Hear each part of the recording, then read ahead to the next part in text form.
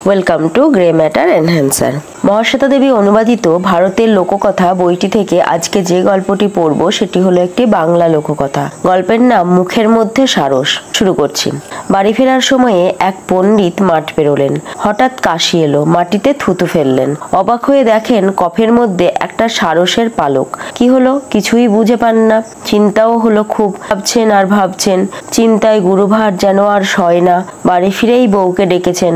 বলছেন ভীষণ দুশ্চিন্তা হচ্ছে, কাউকে বলা দরকার, তাই তোমায় বলছি। তবে প্রতিজ্ঞা করো এ কথা কারুককে বলবে না। দিব্যি কেড়ে বলছি, কারুককে বলবো না। তখন পণ্ডিত বলছেন থুতু আর কপের মধ্যে সারসের পালকের কথা।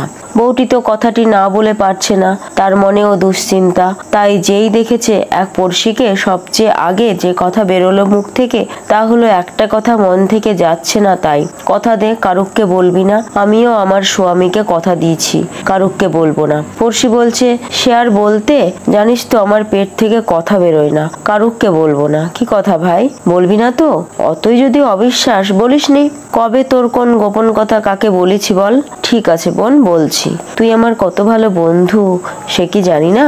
শোন, আমার স্বামী যখন মাঠ দিয়ে ঘরে ফিরছিল থুতু ফেলেছে।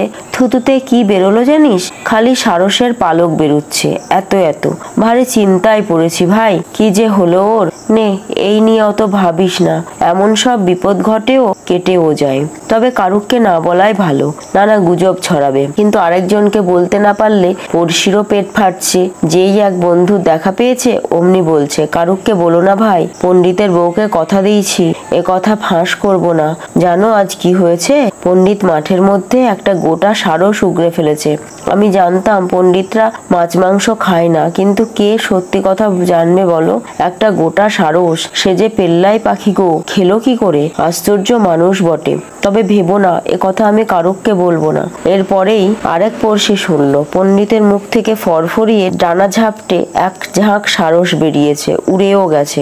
দিন শেষ হবার আগে সেখানে সবাই জেনে গেল পণ্ডিতের মুখ থেকে বড় বড় পাখি যেমন সারস, বক ঝাঁকে ঝাঁকে বেরিয়েছে আর উড়ে গেছে। আশেপাশের গ্রামেও গুজব ছড়ালো। সেসব গ্রামের মানুষরা গাড়িতে বলদ জুতে হাঁকিয়ে চলে এলো পণ্ডিতের গ্রামে এ অদ্ভুত কাণ্ড দেখতে।